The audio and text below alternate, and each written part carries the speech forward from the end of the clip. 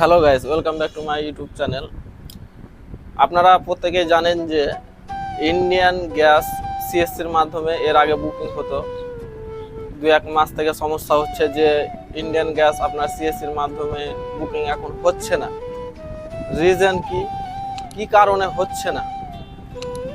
এটা আপনার সিএসসি এবং ইন্ডিয়ান অয়েল যে ওদের চুক্তিবদ্ধ ছিল বা তাদের যে এগ্রিমেন্ট ছিল, সেই এগ্রিমেন্টের একটু সমস্যা হয়েছে।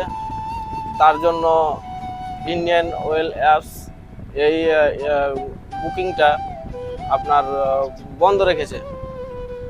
আবার কিছু শোনা যায় যে ও অনেকগুলা ডিস্ট্রিবিউটার মিলে নাকি কমপ্লেন করে সেটাকে বন্ধ রাখা হয়েছে। কিন্তু আরেকটা খুশির খবর আছে যে সিএসসি থেকে এইচপি গ্যাস এবং ভারত গ্যাস কিন্তু বুকিং হচ্ছে।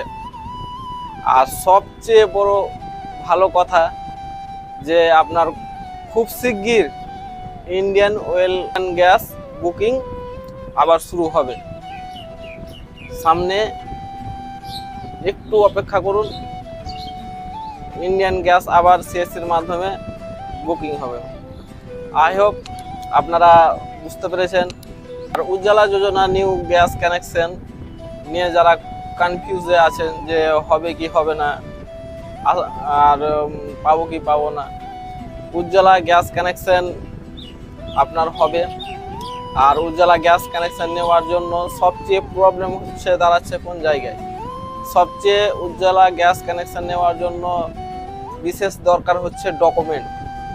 আপনার যদি প্রপার ডকুমেন্ট ঠিক থাকে তাহলে আপনি উজ্জ্বলা গ্যাস কানেকশন পাবেন। আবার উজ্জ্বলা গ্যাস কানেকশন পাওয়ার জন্য কি কি ডকুমেন্ট লাগবে বলে রাখি। মহিলার প্রথমত হচ্ছে আধার কার্ড, মহিলার ব্যাংক বই, ব্যাংকের পাসবুক, মহিলার রেশন কার্ড যেটা খাদ্য কার্ড বলি, তারপর আপনার মহিলার স্বাস্থ্যসাথী কার্ড। স্বাস্থ্যসাথী কার্ডে খেয়াল রাখতে হবে কতজনের নাম আছে। যদি একটা স্বাস্থ্যসাথী কার্ডে 5 জন বা 6 জনের নাম ঢুকে থাকে, আবার ওই 6 জন ব্যক্তির মধ্যে যদি কেউ একজন গ্যাস কানেকশন পেয়ে থাকে, তাহলে কিন্তু সেই মহিলা আর গ্যাস কানেকশন পাবে না। স্বামীর আধার কার্ড আর পাসপোর্ট সাইজ 2 কপি ফটো, এটা মাস্ট লাগবে। এখন আমাদের নিউ গ্যাস কানেকশন বন্ধ আছে।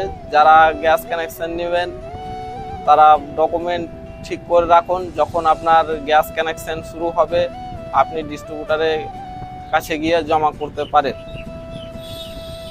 জমা করার জন্য ডকুমেন্টসটি সবচেয়ে প্রপারভাবে ভালো করে রাখবেন বা ঠিকঠাক দেখে রাখবেন, যাতে আপনার কানেকশন নিতে অসুবিধা না হয়। আর যাদের ভুল আছে বা আর কোনো কিছু আছে তারা এখনই আপনারা সারিয়ে ফেলতে পারবেন। যেগুলো আপনার ভুল বা ঠিক ভুলগুলো আছে সেগুলো আপনি সারিয়ে এখন থেকেই আপনি ঠিক করে রাখতে পারেন, যাতে আপনার পরবর্তীতে বা 2 মাস কি বা 3 মাস পরে আপনার জমা দিলে যেন অসুবিধা আপনার না হয়। এটাই ছিল আপনাদের কাছে নতুন বার্তা। আমার ভিডিওটি যদি ভালো লেগে থাকে তাহলে সাবস্ক্রাইব করতে এবং চ্যানেলটি সাবস্ক্রাইব করতে এবং লাইক বা কমেন্ট করতে ভুলবেন না। আর আমাদের সাথে থাকুন এইরকম নতুন আপডেট পেতে। ধন্যবাদ।